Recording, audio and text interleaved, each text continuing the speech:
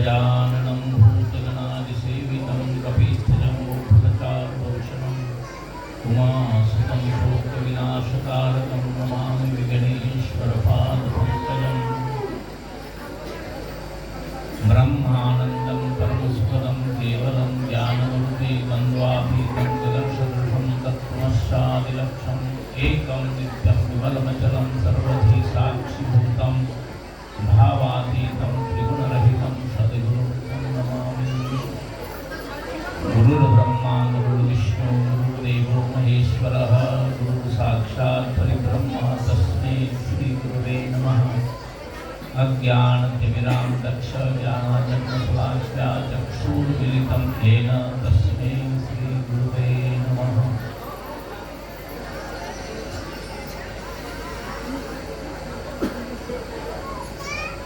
आज रामदेव बाबा ने પાંચના નિમિત્તે આપ સૌ એકત્રિત થયા છો ત્યારે ખૂબ સૌને માતા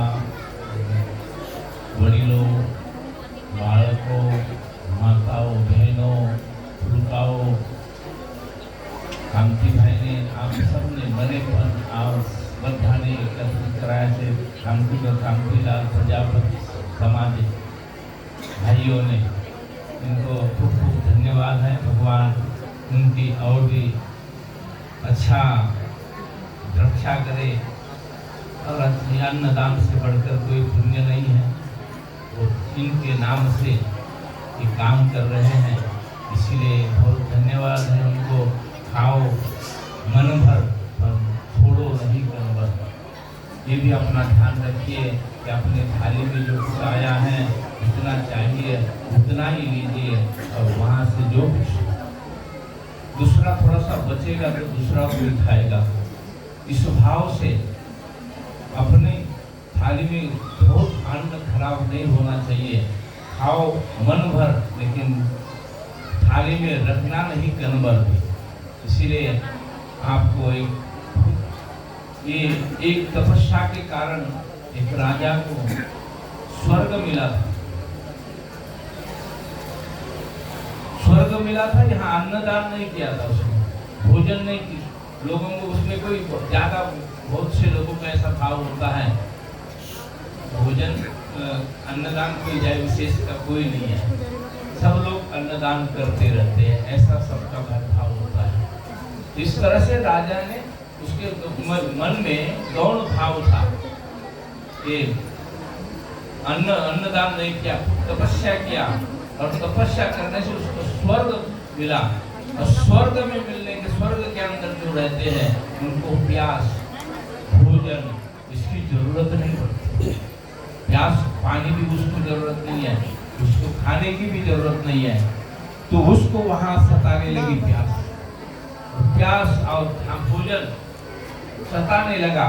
तो फिर उसको मृत्यु लोक में आना पड़ा और उसका जहाँ शरीर पड़ा था उस शरीर को उसको खाना पड़ा और फिर स्वर्ग में जाता था। स्वर्ग से विमान आता था, जहाँ इसका शव पड़ा था उस शव में सब थोड़ा खा पी के फिर वापस चले जाता था।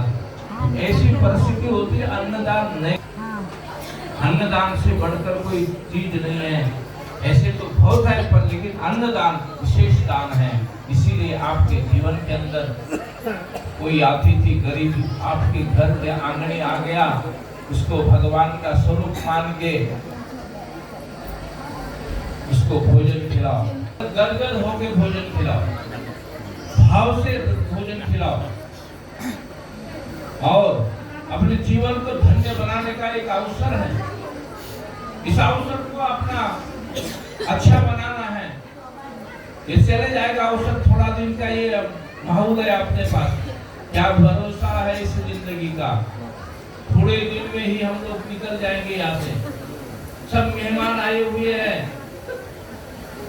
और मेहमान गति करके फिर वापस जाना है। यहाँ कोई अपने बाप दादा ने लाखों गया ने तूफान जवानो मूर्ख मन में विचार, लाखों गए हैं इस घर में से और अपना विचार करो कि हम भी जाने वाले हैं उसी रास्ते पे।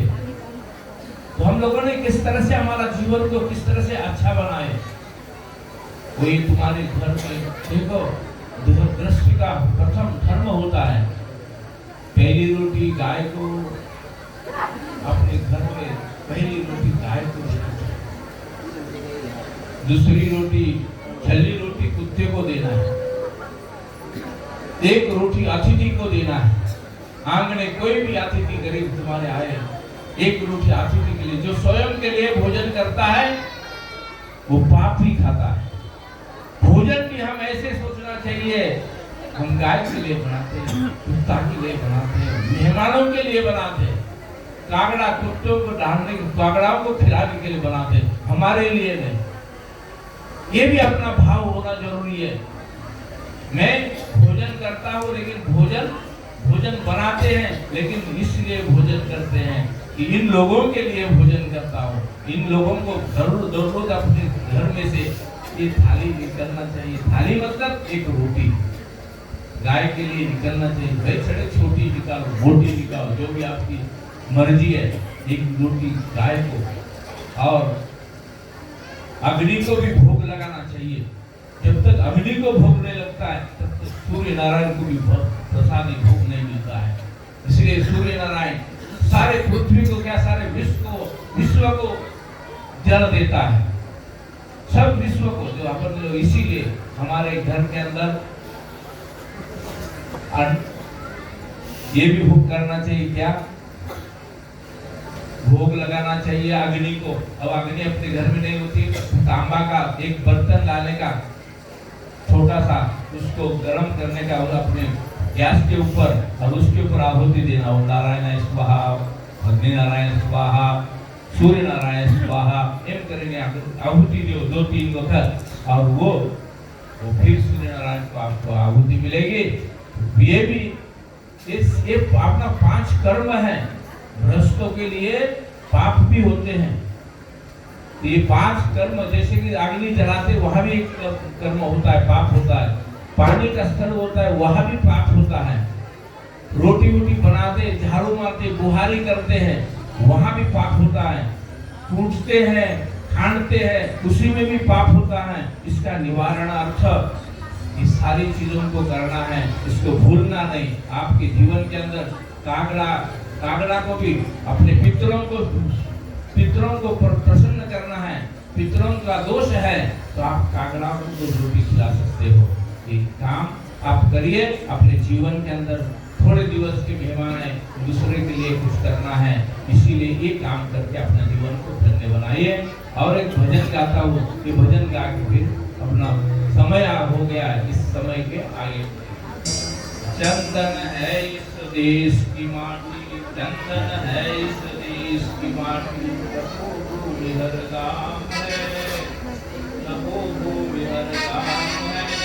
हरबाला देवी की प्रतिमा, बच्चा बच्चा राम है। बोलो चंदन है इस देश, चंदन है इस देश की माटी, लखो भूमि हर गाम है। हरबाला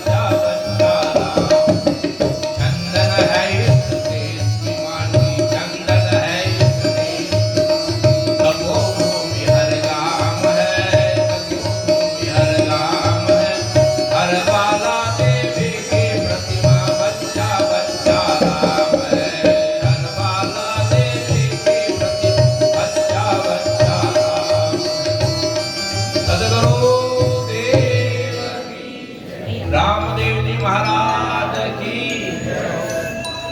आज 52 का 51 ज्योत का पाठ, 33 ज्योति का पाठ। ये 33 ज्योत है ना, ये आत्मा की ही ज्योत है। आत्मा से ही ये ज्योत को प्रकट करना है।